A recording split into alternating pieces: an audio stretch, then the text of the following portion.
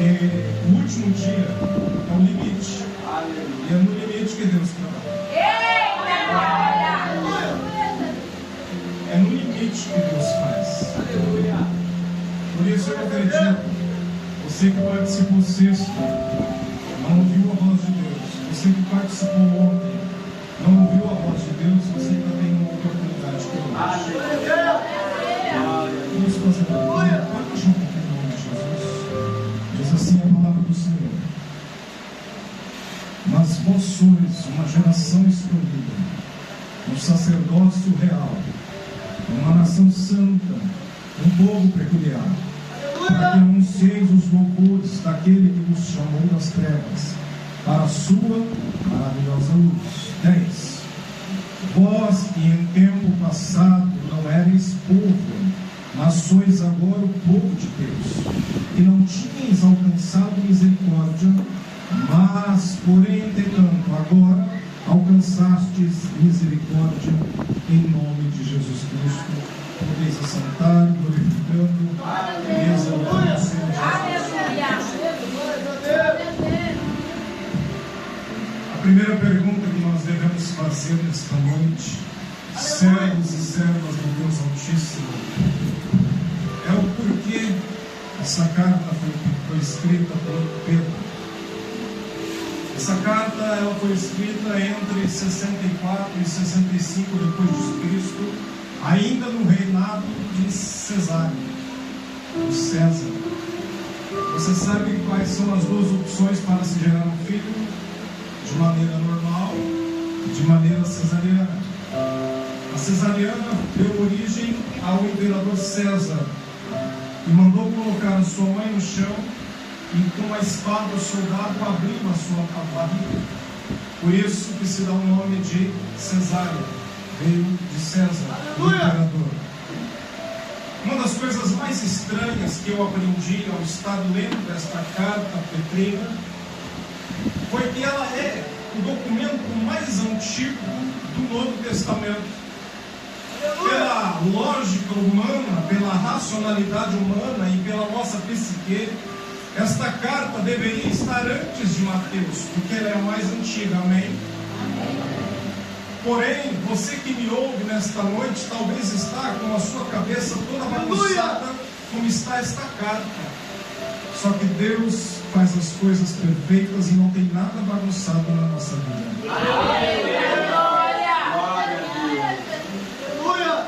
Este que escreve também foi criticado pelos teólogos do século II, porque ele era inculto. Ele não tinha uma cultura bela para poder escrever um grego tão afinado, perfeito e lindo. Ele era indouto, ele era iletrado, ele não sabia escrever perfeitamente, só que de repente aparece um grego que é elogiado pelos doutores. Ei, preste atenção. Quem disse que Deus quer chamar nós para ser doutores? Deus quer nos chamar para fazer a boa obra da salvação. E quando você abre esta carta, você começa a fazer uma viagem.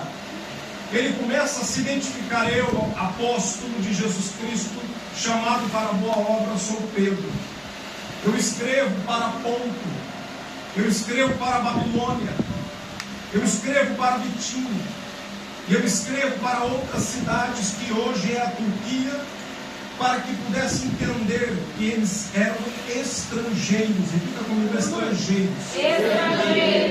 O apóstolo Paulo, ele foi chamado, ele foi contingenciado, ele foi arregimentado para pregar àqueles que não eram judeus, aos gentios.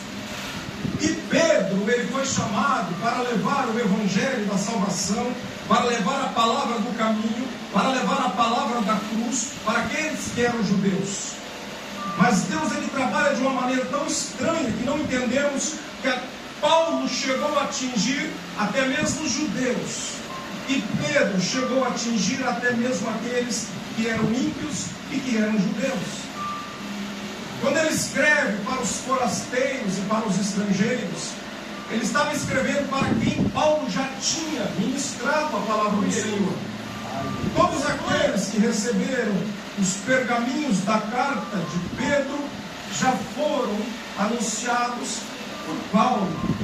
E agora eu te pergunto, qual que era o verdadeiro objetivo de Pedro escrever para as igrejas que já foram apacentadas por Paulo? Aleluia! O amor dentro da igreja estava morto. O Espírito estava longe da igreja. A igreja estava fria. A igreja estava morta. A igreja estava se acabando. Aquela unção e aquele fervor não existia mais. O choro já não existia mais. Aquela unção da década de 50, quando se andavam 25 quilômetros debaixo do sol, o pai, a mãe e os 6, 7 filhos para ir na igreja, já chegavam de joelho pedindo perdão para Deus, não existia mais.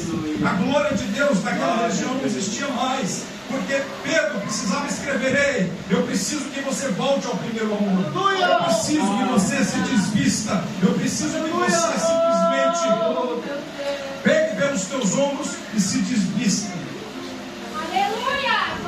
O cingir os lombos significa retirar um pedaço da roupa, retirar um pedaço de si. Aleluia! Dentro das igrejas que Pedro escreveu, infelizmente, o mundo adentrou.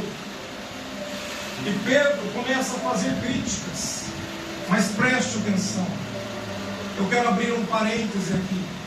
Glória a Deus! Este não é o Pedro que nós conhecemos. Pedro foi o primeiro a ser chamado. Pedro foi o que mais perguntou. 216 vezes tem Pedro no Novo Testamento. Simão vem do hebraico. Do grego, Pedro significa Petros, que é pedra. Ele foi aquele que mais aprendeu junto de Cristo. Ele era voraz, ele era sanguinário, ele era ativo, participativo. De repente ele estava sentado do lado de Cristo e ele pergunta: mestre, quantas vezes devemos perdoar aquele que nos machucou? E na cabeça dele ele achava que Jesus ia falar 7. E Jesus olha nos olhos de Pedro, eu imagino, e o entreolhar de Jesus Cristo, com uma bola de fogo, olhava para ele e falava: Pedro, não só 7, mas 7 vezes 7, quantos mais você poder perdoar? Eita glória! Oh, Deus tremendo! Esse Pedro não é aquele Pedro que nós conhecemos, que estava às 3 horas da manhã dentro de um barquinho e os apóstolos começam a falar: lá vem quem? Um fantasma. E aquele Pedro, ansioso, querendo demonstrar que ele tinha mais fé do que os outros, ele diz: se verdadeiramente és tu, me autorize a chegar até aí. Tome cuidado ao que você pede a Deus. De repente você está pedindo, Deus te dá, depois você reclama e cai. Tudo no tempo de Deus.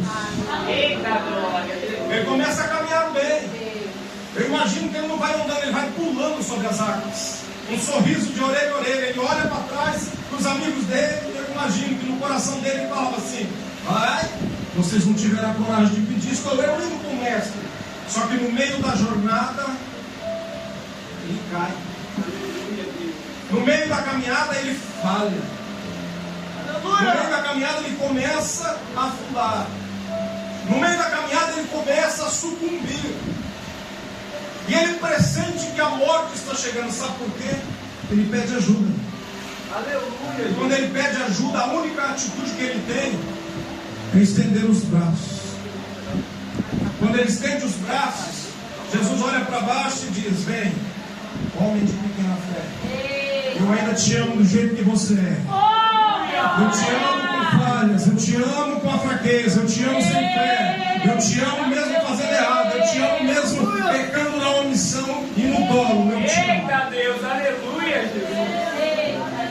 De repente Jesus anuncia que ele estaria indo para o martírio. Já volto para cá. Ele olha para Pedro e diz: eu estou indo para o martírio, só que vós não podeis ir comigo.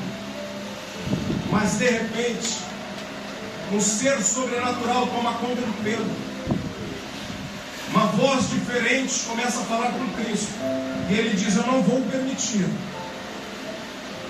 Jesus automaticamente, com o espírito de discernimento, ele diz: afasta-se de mim, Satanás.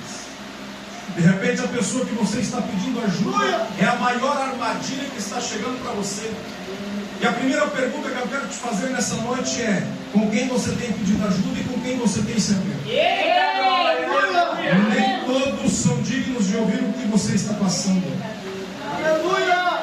Nem todos são dignos de ouvir o que você está sofrendo. Nem todos são dignos de ouvir pelo que você está sofrendo. Vou repetir 2 vezes para dar ênfase. De repente, na outra noite, Pedro faz aquilo que ele nunca deveria ter feito. Ele promete algo que ele não consegue cumprir. Ele estufa o peito, ele abre a boca e ele diz assim para o mestre: mestre, eu vou contigo até a morte. Do jeito que o Senhor morreu, eu vou junto. Sabe o que era isso? Era o primeiro amor. Aleluia! Lembra de você quando você veio para os braços do Pai? Era o primeiro amor. Você não se importava se o louvor estava ruim ou desafinado. Você não se importava se o pregador era alto, baixo, feio ou bonito. Você não se importava com o calor, mas você vinha para a igreja.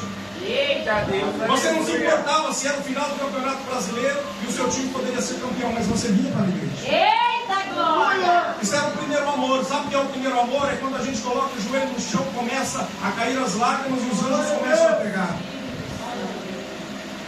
E Pedro, no primeiro amor, ele disse: Senhor, eu vou até o fim contigo, não se preocupa. Aleluia! E Jesus, sabendo que ele não iria fazer o que ele prometeu, ele olha para Pedro e diz: antes que o galo cante 3 vezes, você me negará. Preste atenção. Em nenhum momento nosso Deus está falando de animal. Ele está utilizando um símbolo. Em nenhum momento ele está falando de galo, galinha, emo, siriema. Ele está falando do horário romano. O primeiro horário romano vai das 6 às 9, primeiro turno. O segundo horário romano vai das 9 à meia-noite. E o terceiro horário vai da meia-noite às 3. Então, quando foi 3 horas da manhã, Jesus Cristo olha para Pedro. Porque Pedro negou ele durante 3 indagações. E Jesus olha para ele e ele começa a chorar amargamente. Aleluia! Quando foi a última vez que você chorou amargamente por ter falhado com Cristo? Aleluia! Será que eu e você podemos falar ao Senhor: eis-me aqui para fazer uma bela obra? Aleluia!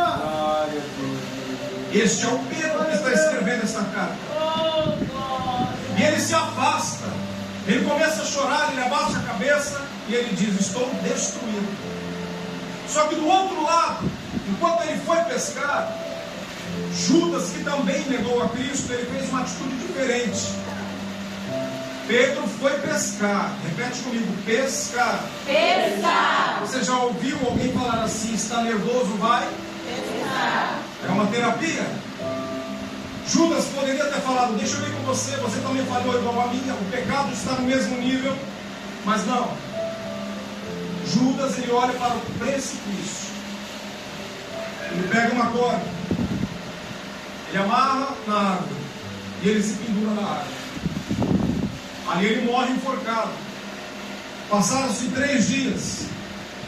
As entranhas, os nervos, os tecidos e os ossos não suportaram o peso de 80 quilos.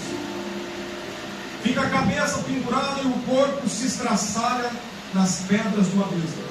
As suas vísceras ficaram expostas. Ele poderia ter sido salvo. Se ele se arrependesse, o nosso Cristo estava de braços abertos. Sabe por quê? Aleluia! Me prova no 3º dia qual foi a vingança que ele fez contra a legião romana. Qual foi a vingança que ele fez por aqueles que abandonaram ele? Qual foi a vingança que ele fez por aqueles que simplesmente dividiram a sua roupa? Qual foi a vingança que ele fez por aquele que furou o seu lado? Qual foi a vingança que que ele fez por aquele que deu vinagre para poder beber? Qual foi a vingança que ele fez quando colocaram uma cruz na sua cabeça? Você não encontra uma vingança. Você não encontra uma perseguição. Aleluia. Você não encontra um ato para que ele pudesse falar: agora é a minha vez de fazer. Aleluia.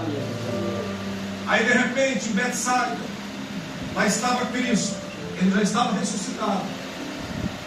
E Cristo foi fazer uma caminhada à beira-mar.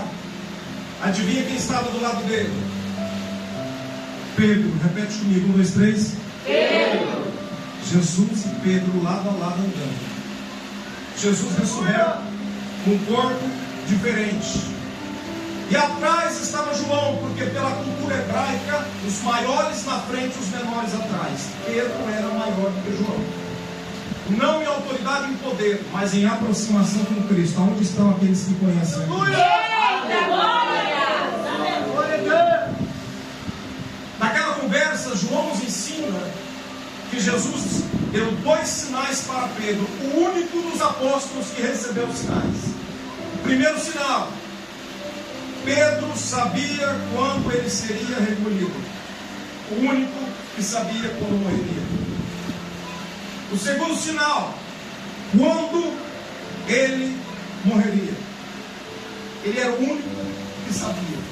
Aleluia. Sabe por quê? Aleluia. Foi importante para Pedro saber estes sinais, para que ele pudesse dar mais atenção, para que ele pudesse dar mais respeito, para que ele pudesse olhar nos olhos de quem ele ama e falar: Jesus Cristo ainda está contigo. Glória! Eu volto a casa e ele diz para as igrejas: cinja os teus lombos, se desfaça da arrogância que tomou conta do seu coração, Aleluia. se desfaça da prepotência que tomou conta da tua alma, se desfaça das concupiscências da carne que te impedem de chegar aos céus. Oh, Se aleluia. desfaça desta língua arrogante que julga mais o próximo do que a ti mesmo. Eita, Deus. Se desfaça deste olhar altivo que faz com que você ache que é a última bolacha do pacote. Eu estou reproduzindo o que Pedro escreveu. Aleluia. Se desfaça de todo tipo de pensamento de inveja. Se desfaça de todo tipo de arrogância e prepotência. Aquele sentimento que vai tomando conta, como se você quisesse tomar conta do lugar do outro. Pedro estava alertando aquela igreja que eles eram estrangeiros, que eles eram forasteiros. O que eles eram? Estrangeiros e forasteiros. Por quê? Saíram da presença do Senhor. Eles tinham uma nação, mas eles não eram eleitos, porque naquele momento o abismo da morte os separavam de Cristo. Aleluia. Ainda eles não eram eleitos. Para chegar à eleição, eles tiveram que ser disciplinados. Está doendo um pouquinho? Calma que eu chego na eleição. Calma que eu chego no sacerdócio real. Aleluia. Calma que eu chego na nação eleita. Glória a Porque Deus. ninguém prestou atenção que Pedro, ele simplesmente fez com que a igreja se humilhasse. Fez com que a igreja entendesse que estava tudo errado. E do jeito que estava não poderia ficar. Aleluia. A igreja não era mais a igreja, porque o mundo adentrou nela e ela não entrou no mundo. O evangelho não entrou em ninguém, alguém entrou no evangelho. Aleluia, Jesus. A palavra não era mais a palavra, mas o mundo tomava conta da palavra. Você sabe o que acontecia naquelas igrejas que hoje é na Turquia? A bebedeira tomou conta do lugar. A lascívia tomou conta dos cultos. Aqueles que ministravam a palavra do Senhor não tinham mais a ética para poder ministrar. Conheciam a palavra do Senhor, mas não eram humildes o suficiente para reconhecer que somos pecadores. A autonomia para tentar existir sobre essa terra sem o derramamento de sangue nos faz perder a nossa salvação. Sem derramamento de sangue não há remissão de pecados. E a carta continua exortando aquelas igrejas Aleluia. no sentido de que precisa ter uma mudança de dentro para fora. Aleluia. Eu poderia apontar aqui o dedo. Tem pessoas que estão pensando: Senhor, o ano já está acabando, mas para mim parece que nem começou, mas já está acabando.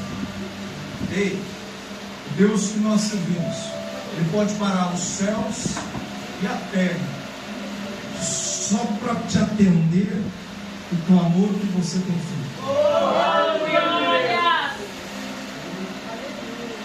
O Deus que nós servimos é um Deus que conhece o oculto e o escondido. E Pedro escreve para o escondido, porque Pedro não estava presente, e ela foi escrita a 4 mãos.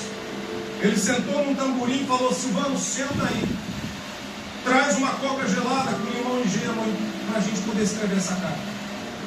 Ele ditava e Silvano escrevia. A carta chega e ela é aberta nas igrejas. Quem começa a ler olha para quem está sentado no banco e ele pensa: as coisas não estão boas, pelo menos até o capítulo 2, versículo 9. Nós vamos apanhar um pouquinho, mas quando chegar no 9 a gente vai dar glória. E Pedro continua, uma carta petrina. E ele começa a escrever mais ou menos assim: aleluia, tua igreja, que foi escolhida, separada pelo sangue de Cristo. És quem tu hoje, sem ter uma nação, ou seja, sem ter uma terra prometida que é Canaã. Aleluia! Estás vagueando pelo deserto sem água. Estás caminhando pela estrada sem comida. Significa que mais cedo ou mais tarde vai morrer lá na frente espiritualmente. Ei, preste atenção. Se tiver alguma coisa para ser mudado, tem que ser mudado, porque os dias estão sendo diminuídos. Depois que ele passa e é feita a leitura e chega no capítulo 2, versículo 9, todo mundo começa a respirar aliviado. Todo mundo respira, pode olhar um para o outro e falar: pronto, acabou, paramos de apanhar, agora vamos para a glória. Quando ele começa a escrever nação eleita, você sabe que nós temos até uma dificuldade para poder aceitar a salvação. Uma pessoa uma vez disse assim para mim: eu não acredito que aquele bandido que fez todo aquele mal na cruz do Calvário, no último momento da vida dele, ele olha para Cristo, ele pede perdão e ele foi salvo. Eu não acho que aqueles que fazem o mal têm essa oportunidade de ser salvo. Eu disse para ela: por isso que é tão fácil ser salvo. Eu vou trazer um exemplo e você vai entender do que eu estou falando. A nossa última eleição, ela foi a mais disputada da nação brasileira. Por poucos votos alguém ganhou e subiu a rampa do Planalto. Só que ninguém acreditou que aquilo aconteceria e ninguém aceitou aqueles números. Aquela diferença falaram que roubaram. Aquela diferença falaram que não existia. Aquela diferença falaram que foi uma certa pessoa com o poder da caneta. Mas eu pergunto para você: se você não aceita uma eleição com 2 milhões de votos de diferença, será que você aceitaria uma eleição com um voto? Um voto do Cordeiro, um voto do general dos generais, um voto daquele que morreu na cruz do Calvário, ressuscitou ao 3º dia. Nós somos eleitos por um voto somente daquele que tem a chave da morte. Eleitos por quantos votos? Quantos votos? Você acredita nessa eleição? Eita glória! Porque diz nação eleita. Repita comigo: Eleita. por quantos votos? Você aceita? Vou repetir: você aceita? Aleluia! Olha, tem pessoas que não aceitam essa eleição. Sacerdócio real. O que significa sacerdócio real? Aquele que tem o objetivo, o parâmetro, a obrigação de levar aquilo que está dentro do seu coração, que foi dado por Deus.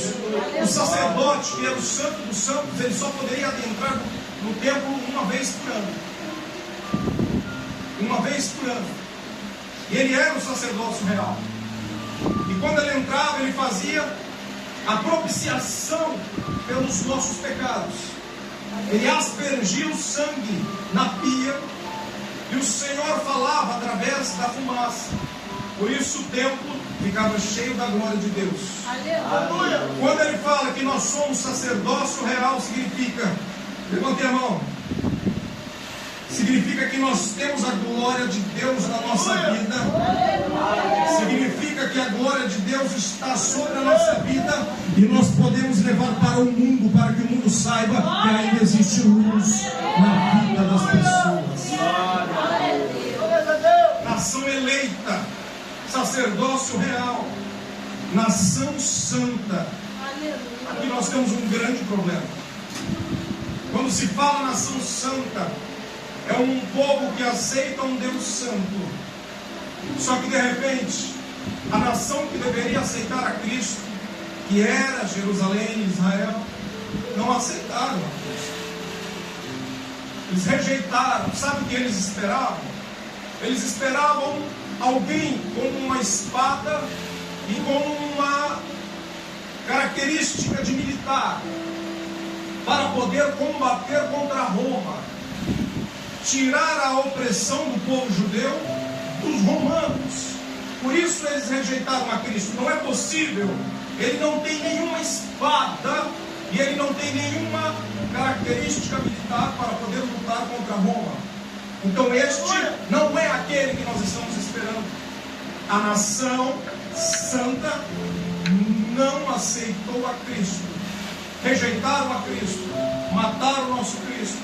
E de repente ele diz assim: já que vocês não querem, eu vou para outros e eles vão me querer. Já que os judeus não querem, eu vou para aqueles que me querem.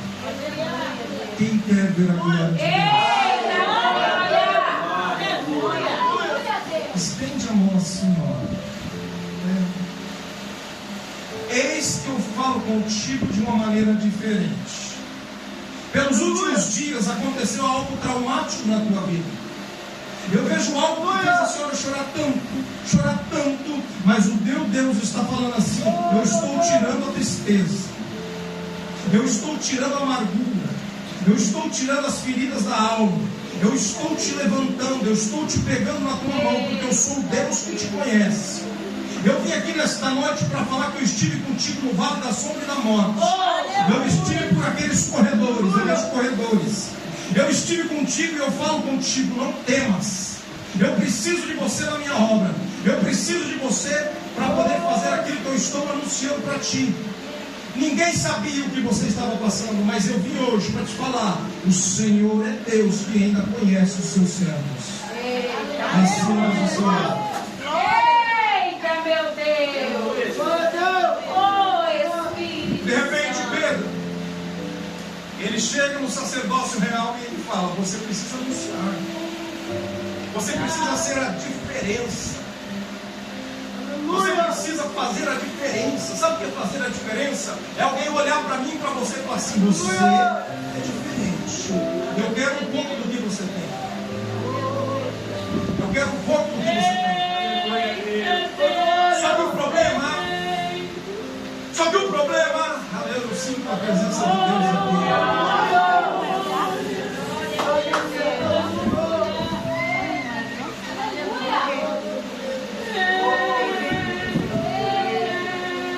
O Espírito de Deus está neste lugar. Sinta a presença de Deus.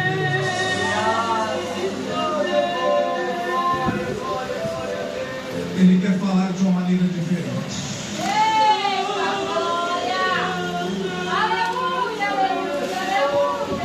Você que fala em línguas, pode falar em línguas.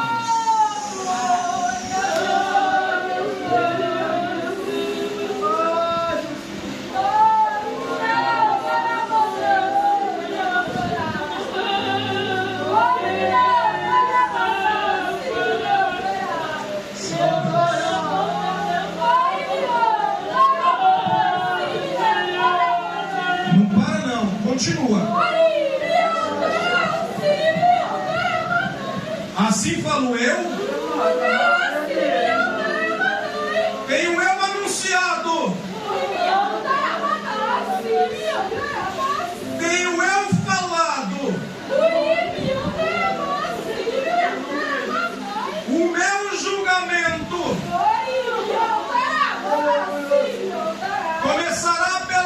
casa? Por que você tenta me julgar? Quando eu falo à minha igreja, o teu coração é de pedra. Não temas. Eu sou um Deus que ainda fala. Eu sou um Deus que fecha a sepultura. Mas eu sou um Deus que ainda abre a sepultura. Quando eu mando o meu profeta, ele tem que falar o que eu mando. Quando ele retrai a sua boca, eu aperto os seus rins. Mas nesta noite, eu derramo do meu espírito. Receba, receba a unção que vem dos céus a partir de agora.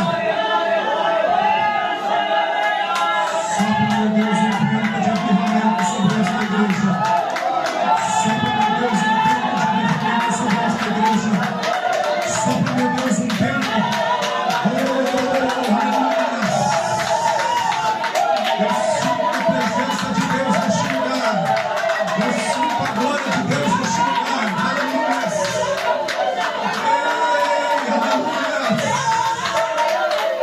Pode adorar, porque Ele está neste lugar.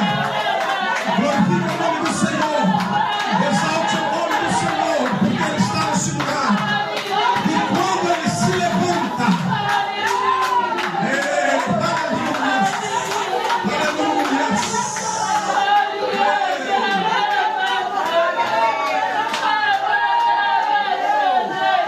Ele está neste lugar, meu Deus.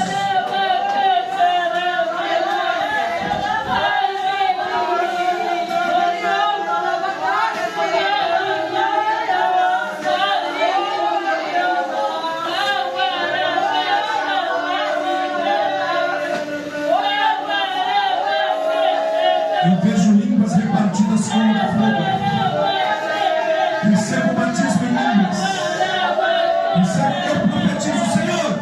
Eu profetizo na autoridade do Senhor. Aqueles que desejam receber o batismo em línguas, o batismo com fogo, o batismo com o Espírito Santo.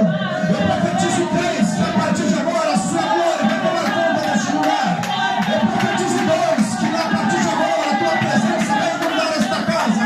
Eu profetizo receba em nome de Jesus Cristo a visitação e o batismo do Espírito Santo. Aleluia!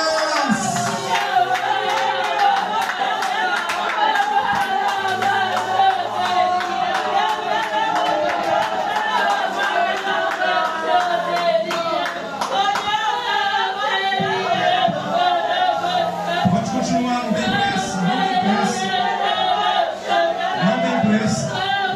Ainda existem mistérios aqui neste lugar. A gente não saiu de longe para pouca coisa, a gente quer mais.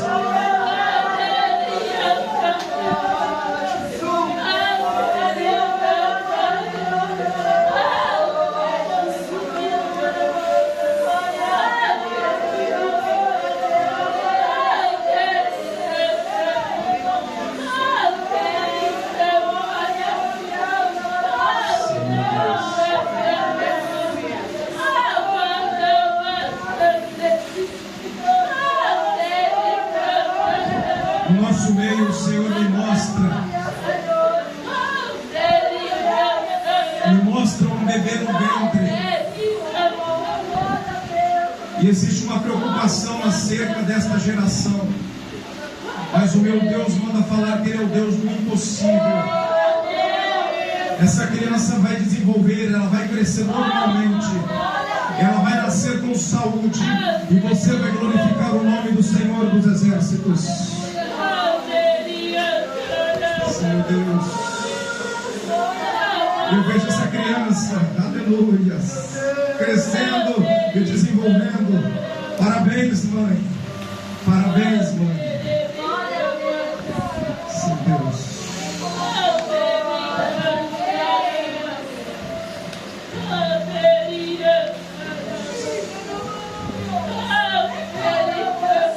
Existe um momento de falar. Existe um momento de ficar em silêncio. É no silêncio que a gente obedece.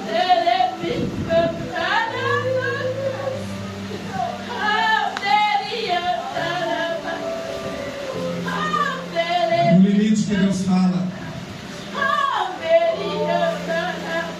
Assim falo eu.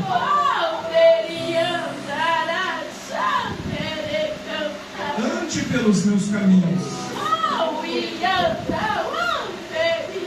Apresenta-te perante a minha presença. Mas eu quero as mãos santas. Revista-se da minha glória. Humilhe-se diante da minha mão. Levante-se e ande, porque hoje eu falo contigo.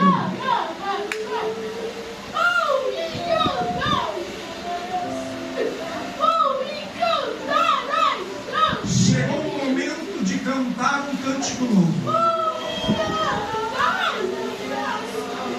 Eu te chamei. Eu te capacitei. Eu te dei a minha unção. E por que estás enterrando? Vou começar a cobrar. Apresenta-me os talentos. E você verá a tua vida mudar. Apresenta-me a unção. E eu te darei mais glória.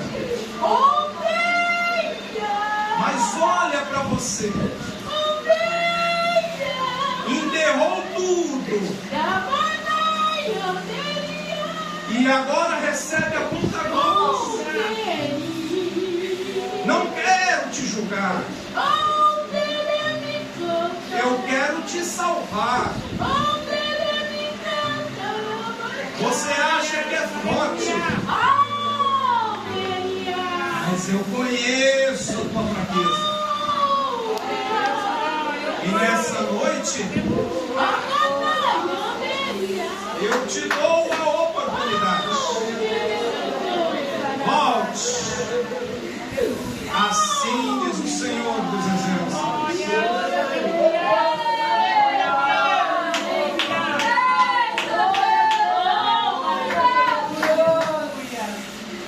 E Pedro, ele termina o versículo 10 e o 9, falando que nós somos diferentes e especiais. É verdade que nós somos os gentios, é verdade, somos os gentios. Nós não merecíamos nada, mas Ele nos elegeu com um único voto. Com um único voto. Eu quero encerrar aqui, mas eu quero fazer um convite especial. Quero fazer um convite especial. Você sabe que tem pessoas que não fazem mais o apelo com vergonha de ninguém levantar e falar assim: o pregador não foi bom. O verdadeiro evangelho é na rua. Sabe por quê? As 10 virgens, quantas ficaram para trás? 5? Concordam comigo? Metade de 10 é 5. Significa que metade da igreja que está aqui, ela vai subir. E a outra metade vai ficar para a tribulação. Então, quando a gente faz o apelo, a gente não está apontando o pecado de ninguém. A gente não está falando que a pessoa fez ou deixou de fazer negativo. A gente está falando assim: filho, filha, está na hora de começar de mãos dadas com Jesus Cristo. Filho, filha, está na hora de dar um abraço. O Senhor está de braços abertos só para te abençoar. Você é eleito, você é eleita, mas o Senhor quer andar contigo de mãos dadas. É só isso. Por isso que tem pessoas que têm dificuldade de entender. O Evangelho é fácil, simples, mas as lutas são grandes. alguém no nosso meio para falar assim: eu gostaria de andar de mãos dadas com Cristo? Levanta a sua mão. Temos alguém no nosso meio que fala assim: eu gostaria de aceitar esse Cristo, eu gostaria de reconciliar com o Senhor Jesus, porque minha vida está difícil, eu preciso de ajuda, preciso de socorro. Tem alguém que gostaria de fazer uma nova aliança com o nosso Deus? Gostaria? Tem alguém? Levanta a sua mão. Em nome de Jesus Cristo, já vou passar. Quem cá, irmão? Levanta em nome de Jesus.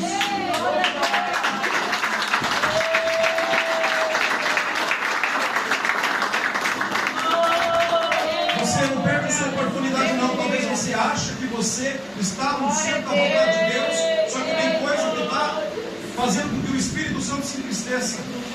E eu sei que tem mais pessoas, talvez você está com vergonha. Para com isso, levanta e vem logo. Levanta e vem logo, isso em nome de Jesus Cristo.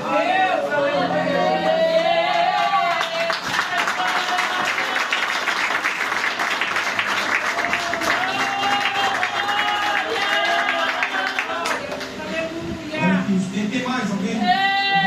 Tem mais alguém? Fala assim: olha, eu sempre estive na igreja, mas eu estou tão frio que eu preciso de um revestimento.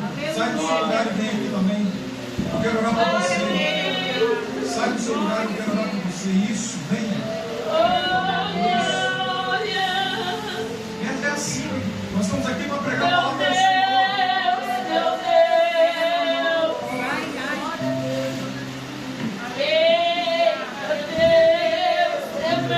Olha aí, pastor. Olha aí. Aleluia, Jesus. Glória a Deus.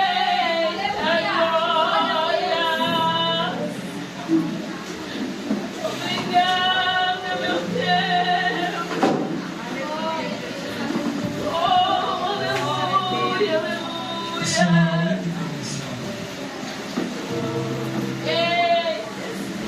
Eu estou sentindo que durante um tempo teve um espírito da morte que se andeava a senhora, de tanta tristeza,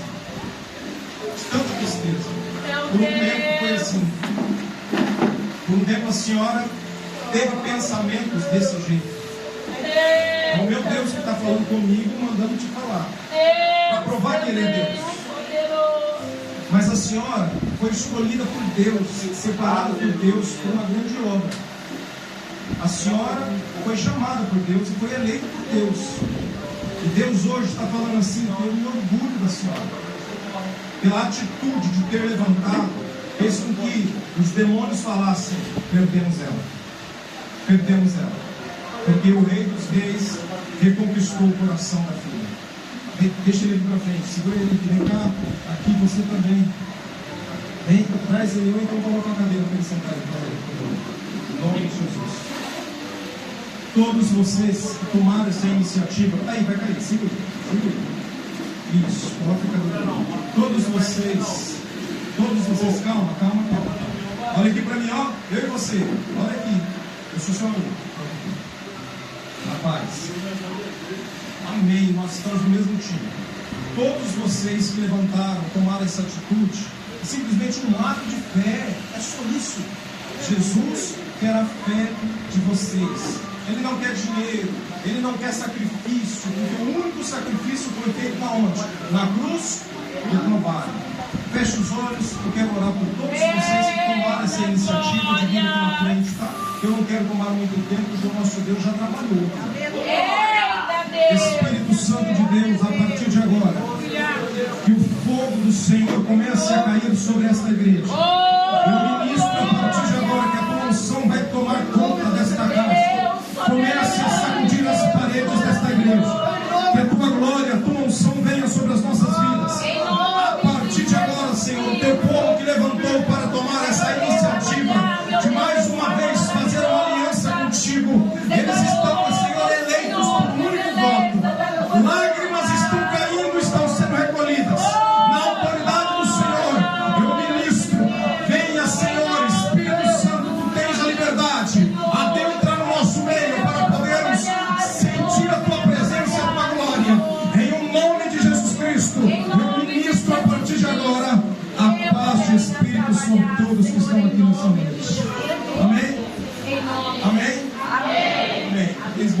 sentar no seu lugar em nome de Jesus Cristo. Aleluia.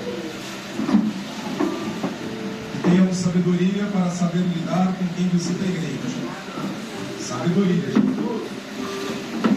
Não é por força e nem por violência.